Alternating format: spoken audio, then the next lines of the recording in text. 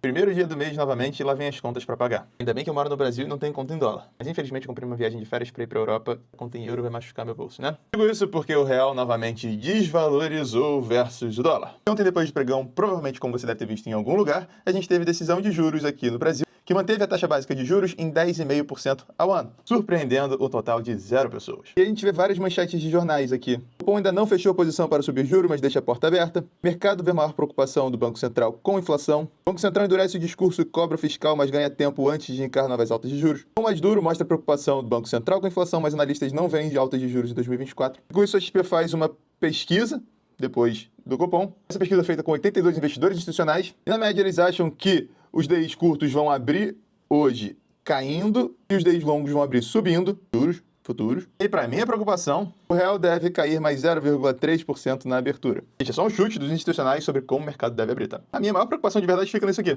Só falta a gente reduzir a taxa de juros, diz Lula antes do Copom. Lula volta a cobrar corte. Enfim, se começarem aqueles ruídos de novo, aí a gente pode ter mais problema. O Ibovespa aqui fechou ontem subindo 1,20%, o dólar futuro se desvalorizou 0,49%, nossa bolsa em dólar subiu 0,58%. Agora caindo 0,30% no pré-market lá nos Estados Unidos. Nosso Ibovespa aqui pegou carona com commodities subindo pra caramba ontem, e eu vou falar disso no final do vídeo. E, obviamente, o mercado lá nos Estados Unidos com bom humor, apetite a risco. Depois do Powell ter falado e ter animado os investidores, mesmo com a decisão, que já era esperada, de manter juros inalterados lá nos Estados Unidos. Agora o mercado precifica 100% de chance de queda da taxa de juros nos Estados Unidos para setembro, sendo que 86,5% é de queda de 0,25% e 13,5% é para cair juros em 0,5%. Então os mercados fecharam muito felizes lá nos Estados Unidos, S&P subindo mais de 1,5%, Nasdaq subindo mais de 2,5%. E para ampliar o bom humor, ontem a gente teve Meta reportando resultado e está subindo 7% no pré-mercado nos Estados Unidos, afastando um pouquinho daquele fantasma do resultado ruim das Big Techs. Vamos ver se Amazon e Apple hoje, que vão reportar depois do pregão, mantém esse otimismo com esses bons números. Então, aproveitando para falar sobre o que vai rolar hoje, além de Apple e Amazon reportando depois do pregão, a gente tem às 8 da manhã decisão de juros no Reino Unido, pedido de seguro-desemprego nos Estados Unidos às 9h30, como toda quinta, PMI nos Estados Unidos às 11 horas, e Ambev reportando resultado antes do pregão, e de mais relevante Cielo e Ezetec pós-pregão no Brasil. Vamos ver como é que os mercados estão essa manhã? Os juros dos Estados Unidos continuam subindo, estavam subindo mais ontem à noite, mas ainda estão subindo agora de manhã, 0,42 na Nasdaq,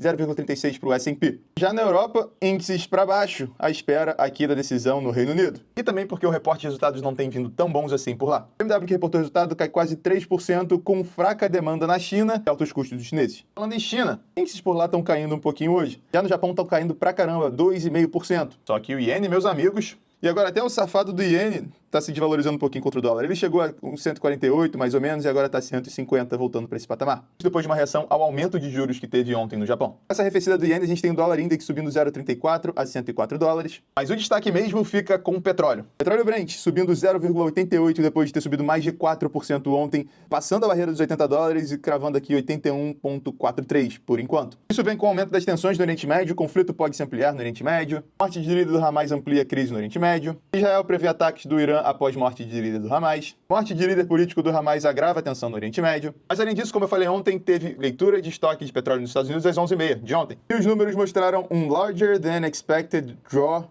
de 3,4 milhões, muito acima do que o mercado estava esperando de 1,6 milhões. Ou seja, teve uma retirada muito maior de petróleo do que estavam esperando, mais que o dobro. Tá fazendo as contas, é mais que o dobro mesmo. Preço também para cima. Então, maior retirada de estoques, preço também. Hoje é isso. Muito obrigado pela atenção, bons negócios e até amanhã. Enquanto eu estava exportando o vídeo para postar, corte de juros no Reino Unido de 0,25 conforme as expectativas se concretizou. E agora o índice no Reino Unido está começando a subir um pouquinho.